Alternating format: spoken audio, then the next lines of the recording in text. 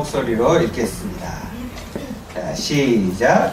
다리오가 자기 뜻대로 고개 신령을 세워 전국을 통치하게 하고 또 그들 위에 총리 셋을 두었으니 다니엘이 그 중에 하나이라. 이는 고관들로 총리에게 자기의 직무를 보고하게 하여 왕에게 손해가 없게 하려 함이었더라. 다니엘은 마음이 민첩하여 총리들과 고관들 위에 뛰어남으로 왕이 그를 세워 전국을 다스리게 하고자 한지라.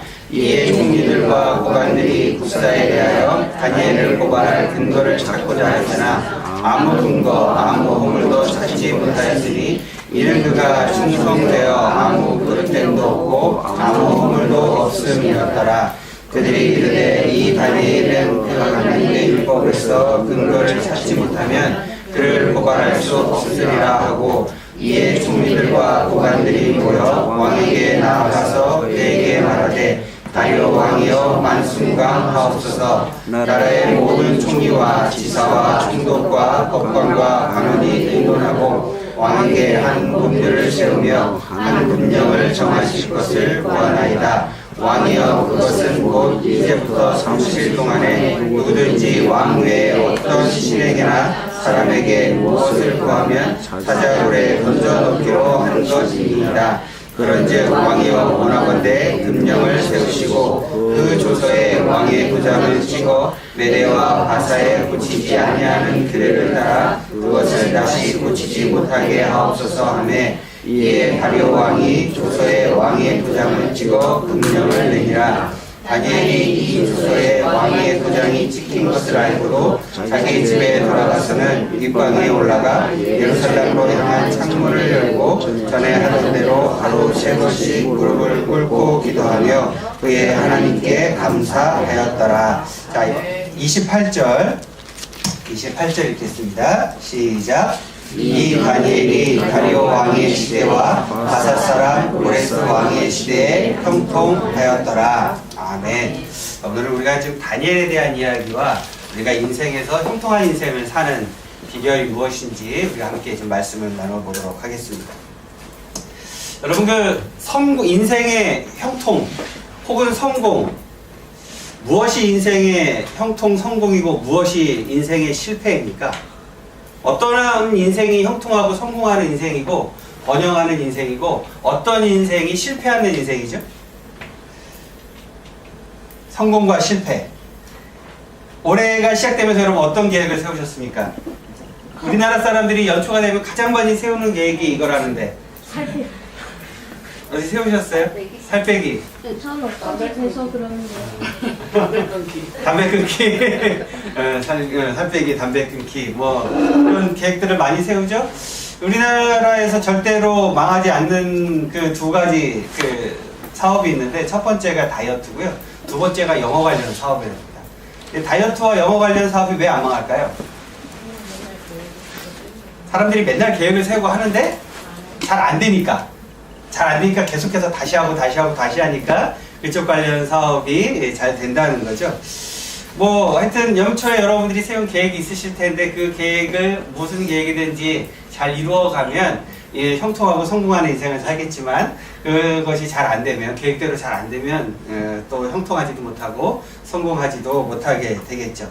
많은 사람들이 이런 생각을 제일 많이 합니다. 좋은 인생을 살기 위해서는, 형통하는 성공하는 인생을 살기 위해서는 어떻게 해야 된다?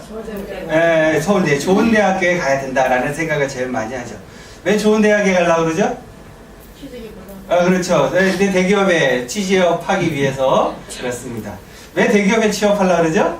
돈 많이 벌. 그래서 돈 많이 벌기 위해서. 그렇죠. 돈 많이 벌면 뭐 할까요? 소고기 사 먹겠죠. 당연한 이야기예요. 소고기 많이 먹으면 어떻게 될까요? 살찌겠죠. 살찌면 어떻게 될까요? 또 다이어트 해야겠죠. 다이어트와 관련해서 그래서 돈이 많이 벌 수밖에 없는데, 사람들이 인생의 성공에 대해서 그래서 보통 비슷한 생각들을 많이 가지고 있습니다.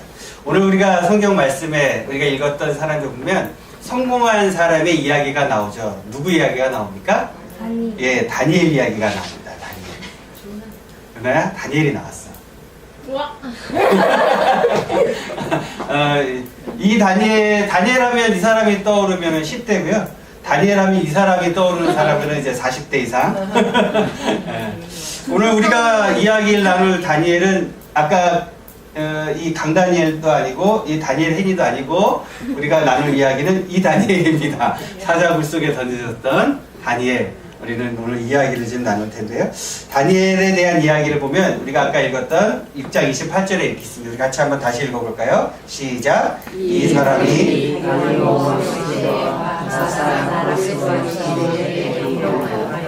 자, 다니엘이 다리오 왕의 시대와 바사 사람 고레스 왕의 시대에 형통하였더라 이렇게 되어 있습니다. 이게 무슨 말이냐면 다니엘이 여러분이 아시는 것처럼 다니엘은 전쟁 포로로 15살에 끌려갔다가 그 나라에서 나중에 넘버 2의 자리, 총리의 자리까지, 왕 바로 밑에 총리의 자리까지 올랐던 사람이 다니엘이라는 사람입니다.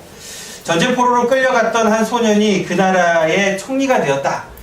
근데 이 총리가 한 번만 한 게 아니라 어떻게 해요? 왕이 바뀌었는데도 계속 총리를 한 거예요.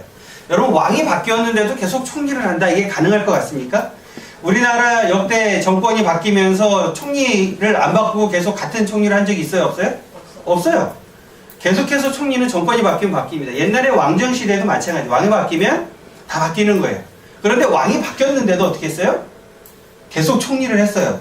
그 이야기는 총리를 그만큼 잘했다는 겁니다. 그가 전쟁 포로로 끌려갔지만 그 인생은 포로로 인생으로 마감을 한 것이 아니라 그 나라의 넘버 2의 자리까지 오르는, 총리의 자리까지 오르고 왕이 바뀌었는데도 계속해서 다니엘은 성공하는 인생, 형통하는 인생을 할 수 있었던 겁니다. 오늘 말씀을 통해서 어떻게 다니엘이 그렇게 형통하는 인생을 살 수 있었는지 그 비결을 우리가 함께 배워보도록 하겠습니다.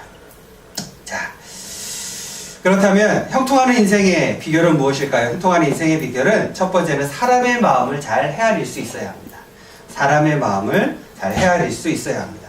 우리 다니엘 6장 1절부터 3절까지 말씀을 우리가 한 번 더 읽어보도록 하겠습니다. 6장 1절부터 3절까지 읽겠습니다. 시작. 다니엘과 자기 뜻대로 구하는 백성을 세워 전국을 통치하게 하고 또 그들 위에 총리 셋을 두었으니 다니엘이 그 중에 하나이라. 이는 고관들로 총리에게 자신의 직무를 보고하게 하려 왕에게 손해가 없게 하려 함이었더라. 다니엘은 마음이 민첩하여 총리들과 고관들 위에 뛰어남으로 왕이 그를 세워 중국을 다스리게 하고자 하지라. 아멘. 여러분, 사업을 해보신 분이나 혹은 다른 사람들을 써본 사람들은 아마 이 이야기에 다들 공감하실 겁니다. 사람들이 아르바이트생을 쓰든 직원을 쓰든 내 마음처럼 일해주는 사람을 찾기가 쉬울까요? 어려울까요? 어렵습니다. 사장님 마음처럼 일할 수 있는 사람만 있다면 얼마나 좋겠어요. 사장님 마음처럼 일해주는 사람이 없으니까 사람 구하기가 어렵다, 이라는 이야기를 굉장히 많이 하죠. 근데 오늘 말씀해 보니까 다니엘은 마음이 민첩하여 총리들과 고관들 위에 뛰어남으로 왕이 그를 세워 전국을 다스리게 하고자 하니라. 왕이 여러 신하들을 세웠는데 그 신하들 중에 총리 셋을 세웠어요. 총리 셋을 세웠는데 그 중에서도 누가 또 뛰어났어요? 다니엘이 뛰어났어요. 근데 다니엘이 뛰어났는데 다니엘이 뛰어난 이유를 이렇게 설명하고 있죠. 마음이 어떻게 하여? 민첩하여. 도대체 이 마음이 민첩하다는 게 무슨 뜻일까요? 마음이 민첩하다는 게. 그렇죠. 내 마음에 쏙 든다는 거예요. 내가 뭐 시켰을 때 어때요? 내가 뭐 시켰을 때. 내가 누군가에게 무엇인가 시켰는데, 제가 은하나 민기한테 뭐 시켰는데, 심부름을 시켰는데 애들이 곧바로 안 하면 아빠가 뭐라 그래요? 빨리 해라, 빨리 가라. 계속해서 여러 번 시키죠? 근데 제가 뭘 시키기도 전에 제 마음을 미리 알아서 아이들이 미리 그걸 해준다면 어떨까요?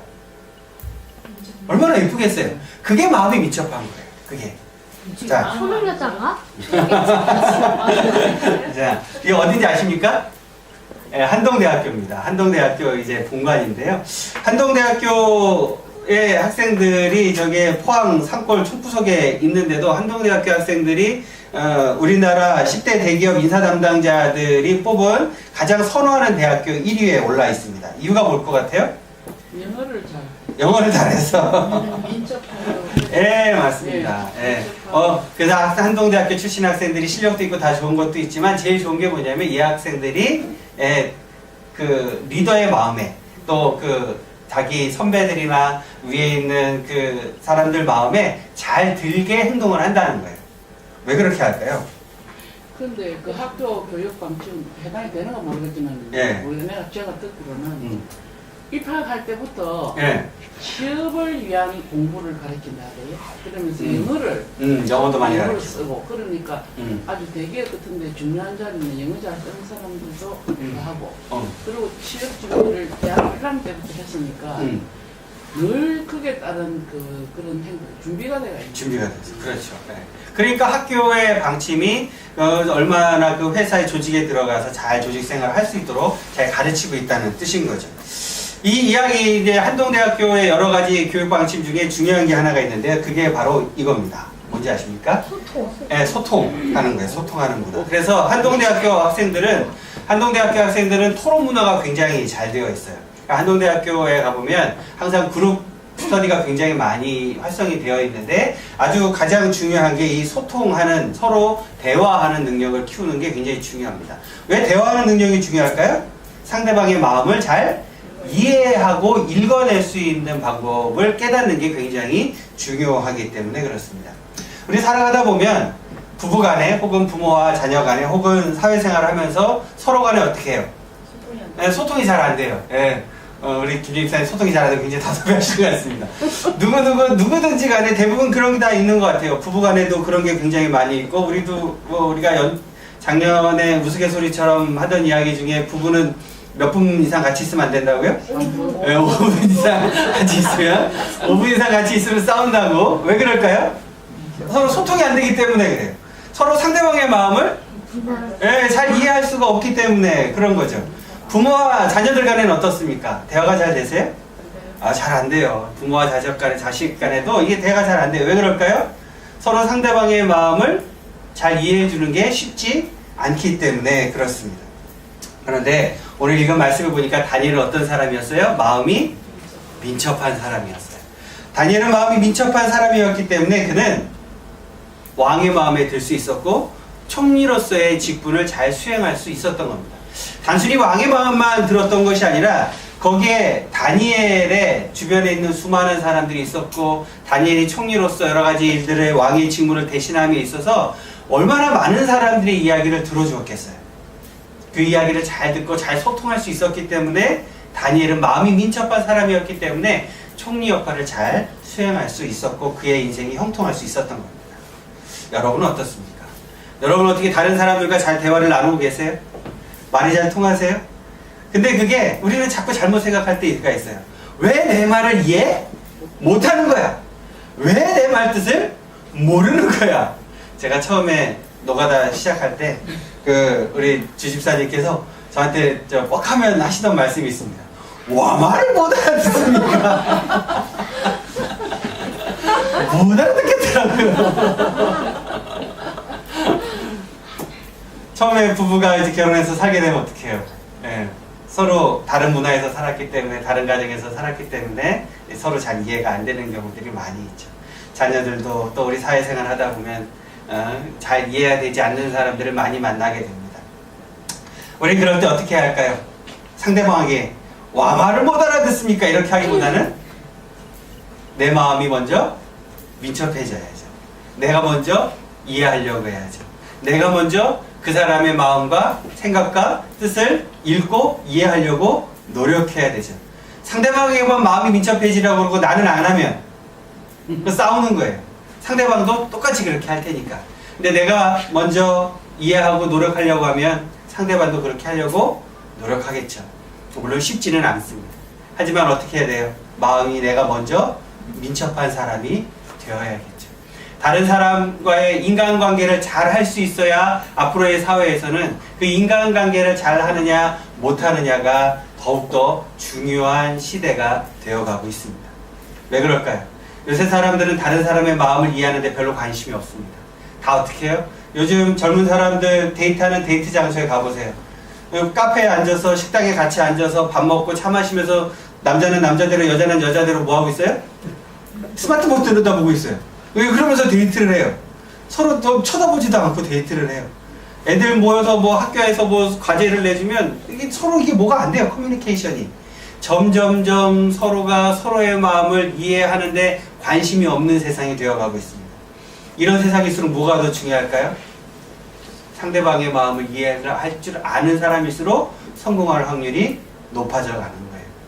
우리 비전교회 가족 여러분들은 우리 교회 안에서도 또 가정 안에서도 내가 먼저 마음이 민첩한 사람이 되어서 상대방의 마음을 이해해주고 보듬어주고 또 그 마음을 받아들여주고 그런 분들이 되시길 주님의 이름으로 축복합니다. 자, 두 번째로 형통하는 인생의 비결은 무엇일까요? 두 번째는 도덕적으로 깨끗한 사람이 되어야 합니다. 도덕적으로 깨끗한 사람이 되어야 합니다. 우리 6장 4절 말씀을 한 번 더 읽어보도록 하겠습니다. 6장 4절을 읽겠습니다. 시작. 이에 종들과 왕들이 국사에 대하여 다니엘을 고발할 근거를 찾고자 하였으나 아무 근거 아무 물도 찾지 못하였으니 이는 그가 충성되어 아무 그릇됨도 없고 아무 우물도 없음이었더라. 아멘. 이 정권이 바뀌면 늘 하는 게 있습니다. 이 뭡니까? 인사청문회 하는 모습이 인사청문회 하는 모습이에요. 장관들이나 이렇게 고위공직자들을 선발을 할 때 인사청문회를 합니다. 근데 인사청문회를 할 때 보면 참 제가 느끼는 게 뭐냐면 인사청문회를 할 때보다 아니 도대체 우리나라의 어쨌든 그 뭐 장관급이든 뭐 이렇게 고위공직자의 리더인데 리더가 되겠다는 사람 치고 도대체 뭐가 안 걸리는 사람들이 없어요. 뭐 작게는 뭐 그냥 뭐 저기 뭐야 이거 주민등록 이거 위장 전입에서부터 뭐 세금 탈루에서부터 뭐 세금 안 낸 거 뭐 예전에 뭐 한 거 하여튼 뭐가 걸려도 그래. 도대체 이 사람들은 뭘 어떻게 저렇게 살았나 그런 생각이 굉장히 많이 들더라고요. 아니 도대체 저런 짓 안 하면은 저 자리에 못 올라가나 이런 생각이 들 정도로 왜 저렇게 인사청문회 할 때마다 저거 보면서 아 참 안타깝다 이런 생각을 굉장히 많이 했습니다. 그런데 그런 사람들이 자기가 나중에 장관이 될 거라는 생각을 했으면 고위공직자가 될 거라는 생각을 했으면 젊었을 때에 그런 부도덕한 짓을 했을까요? 안 했을까요? 안 했겠죠. 자기가 그걸 할 거라고 생각했으면 안 했을 겁니다. 얼마나 그 부끄럽고 창피해요. 그 앞에 서서 자기의 지나간 날들이 저렇게 다 드러나게 되면 얼마나 창피해요. 근데 왜 그럴까요? 사실 우리 살아가다 보면 조그만 나의 이익, 조그만 나의 욕심 때문에 놓지 못하는 일들이 너무 많기 때문에 그래요. 그 조그만 욕심 때문에 그걸 버리지 못하고 그걸 참지 못해서 우리가 죄를 짓는 경우가 너무 많은 거죠. 아프리카에서 원숭이를 잡는 아주 재밌는 방법이 있습니다. 한번 보실까요? Laboriously drills a hole in a giant ant-heap when he is sure a baboon is watching him because he knows baboons are incurably inquisitive. Next, he puts some wild melon seeds into the hole and works them in so that they drop into a hollow. Then he saunters off, knowing the baboon is burning with curiosity. The baboon doesn't trust that human being at all, so he plays it cool. But he's dying to know what gives in that confounded hole. Finally, Mr. Inquisitive can't take it any longer. He's got to know what's in there. He reaches in, grabs a fistful, and now his hand's too big to come out. If he had the sense to drop the seed, he could free his hand.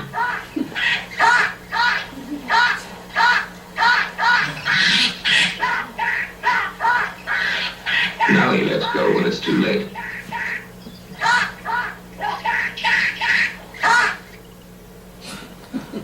좀 웃기죠?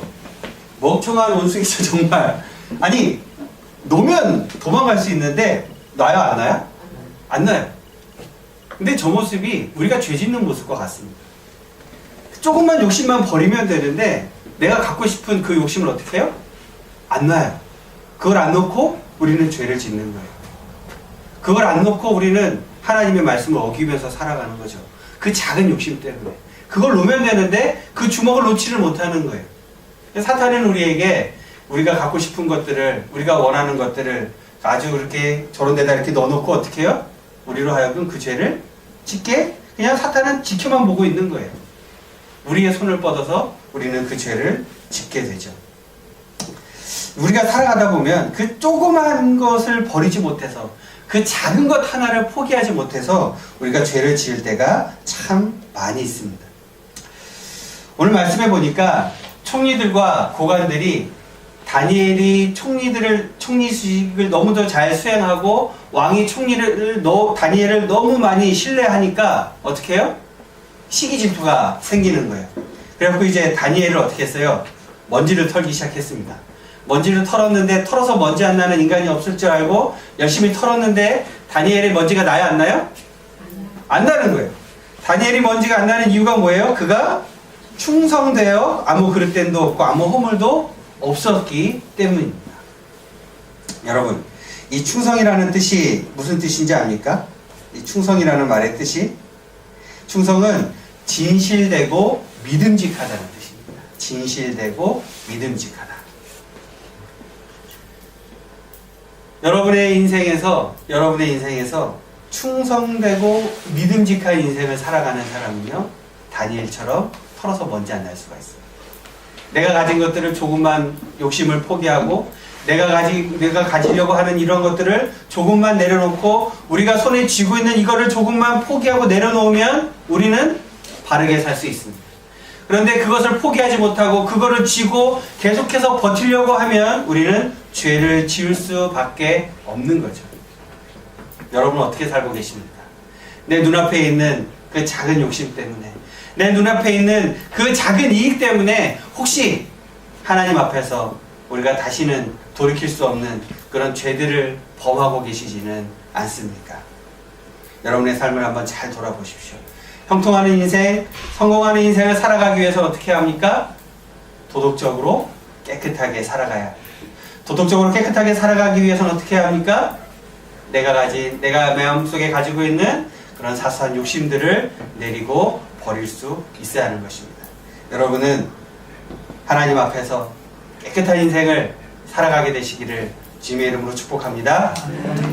자, 우리 마지막으로 형통하는 인생의 비결은 무엇일까요? 세 번째는 굳건한 영성을 갖추어야 합니다.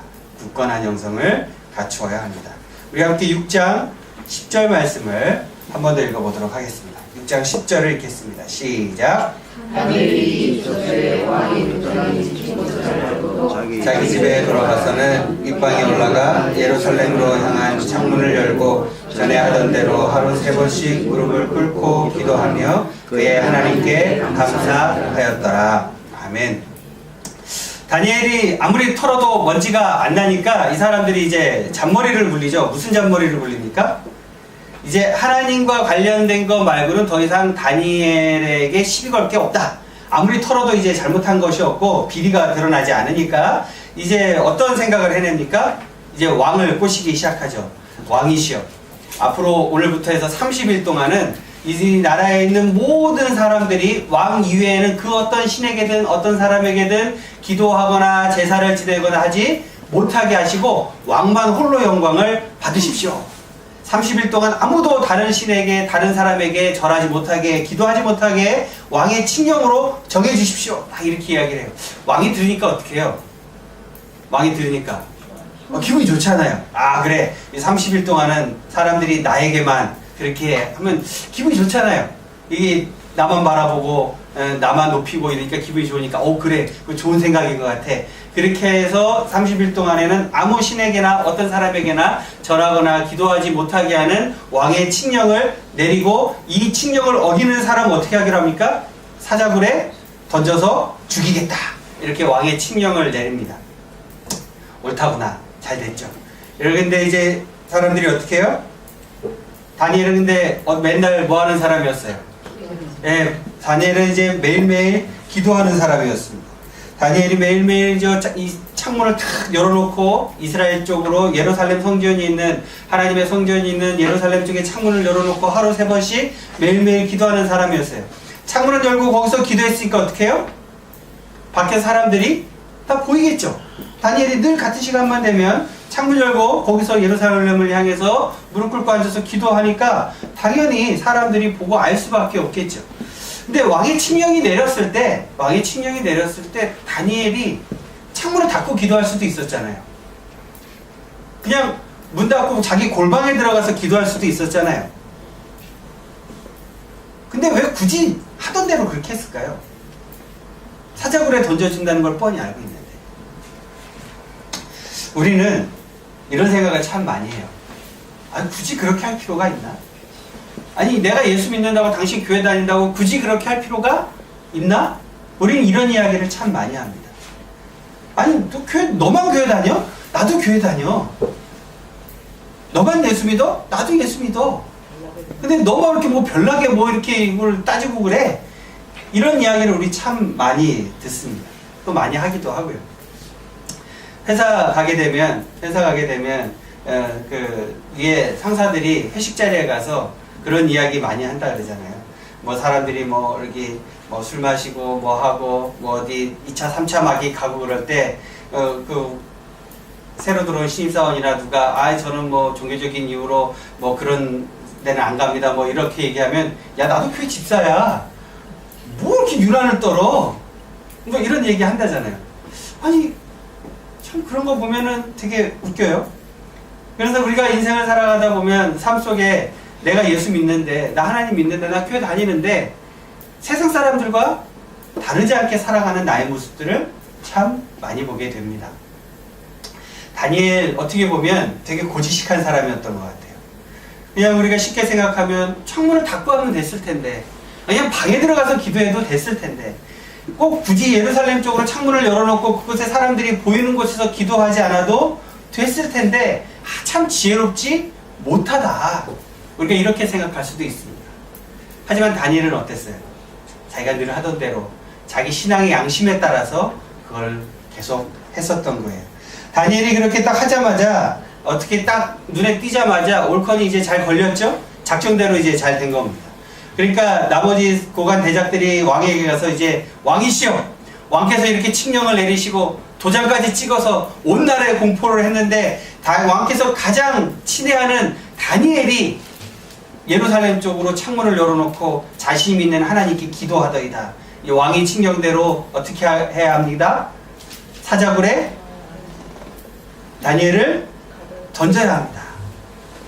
그러니까 왕이 어떻게 했을까요? 왕이 이제 이러지도 못하고 저러지도 못하는 거예요. 이제 그때 가서 아는 거죠. 요놈들이 다니엘을 이렇게 그 궁지에 몰아넣기 위해서 이렇게 했구나. 그걸 알았어요. 하지만 자기가 이렇게 칙령을 만들어서 이미 선포를 해버렸기 때문에 왕이 그걸 안 지킬 수가 없는 거예요. 그래서 왕이 다니엘을 찾아가서 이야기를 합니다. 우리 함께 6장 16절 앞에 보고 함께 읽어보겠습니다. 시작. 이에 왕이 명령하되 다니엘을 끌어다가 사자굴에 던져 넣는지라. 왕이 다니엘에게 이르되 내가 항상 섬기는 너의 하나님이 너를 구원하시리라 하니라. 아멘. 다니엘을 데려다가 이제 왕이 사자굴에다가 이제 넣기는 넣는데 왕이 다니엘한테 뭐라 그래요? 하나님이 너를 구하실 것이다. 왕이 하나님을 믿었을까요? 안 믿었을까요? 안 믿는 사람입니다. 왕은 하나님을 믿지 않는 사람입니다. 그런데 그 왕이 다니엘에게 이 앞에도 이제 성경 말씀 보면 왕이 되게 근심하고 걱정하거든요. 근데 어쩔 수 없이 다니엘을 사자굴에다가 던져넣기는 넣습니다. 넣었는데 왕이 하는 이야기가 하나님께서 너를 구원하실 거야. 왕의 마음이 느껴지십니까? 왕은 다니엘을 구하고 싶은 거예요. 그래서 자기가 믿지 않는 하나님이 너를 구원하실 거라는 그 말을 하고 있다. 어떤 일이 일어났습니까?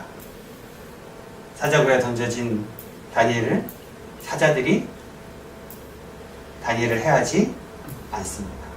그리고 그 다음날 다니엘은 아주 멀쩡한 채로 사자굴에서 걸어 나옵니다.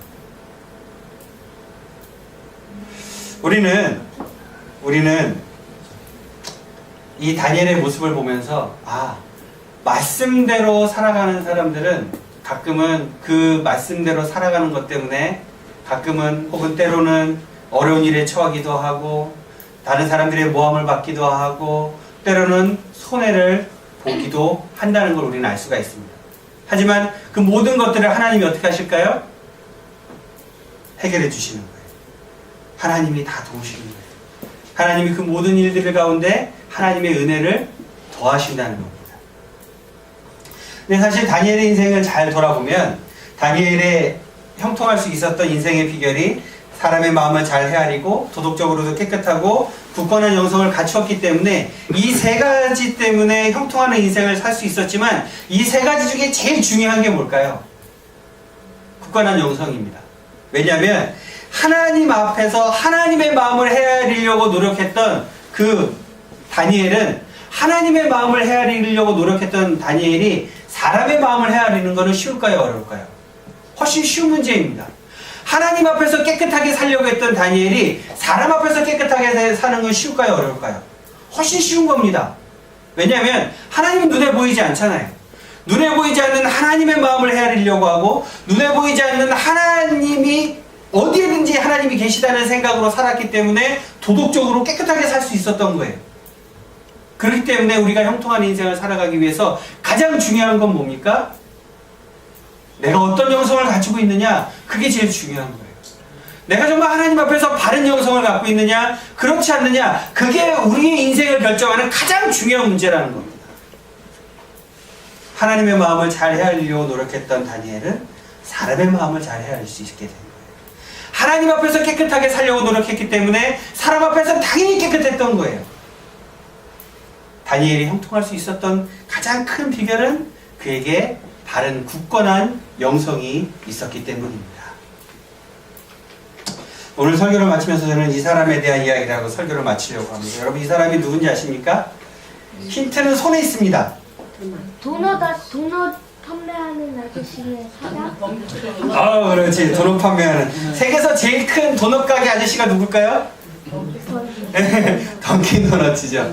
던킨 도넛 창업자 윌리엄 로젠버그라는 사람입니다. 지금은 회장이네. 회장님인데 이제 돌아가셨어요. 고인 되셨는데 이 로젠버그라는 윌리엄 로젠버그라는 이 사람은 사실은 뭐 굉장히 교육을 많이 받거나 뭐 대단한 집에서 태어났던 사람이 아닙니다. 굉장히 가난한 집에서 태어나서 그 디트로이트에 자동차 공장들이 많이 있는데 미국에 거기서 도넛 장사를 시작을 했어요. 조그만 중고 트럭을 한 대를 구입을 해가지고 거기서 도넛과 커피를 파는, 사람들이 아침에 이렇게 출근하고 점심 때 이렇게 나와서 점심을 먹을 때 그 디트로이트 자동차들이 사람들이 많이 다니는 거리에다가 그 트럭을 세워놓고 거기서 커피와 도넛을 팔던 사람이었습니다.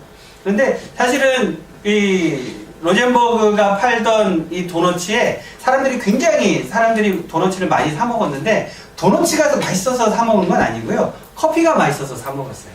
왜냐면 도너츠는 그냥 공장에서 떼다가 팔았고 커피는 자기가 직접 내려서 팔았거든요.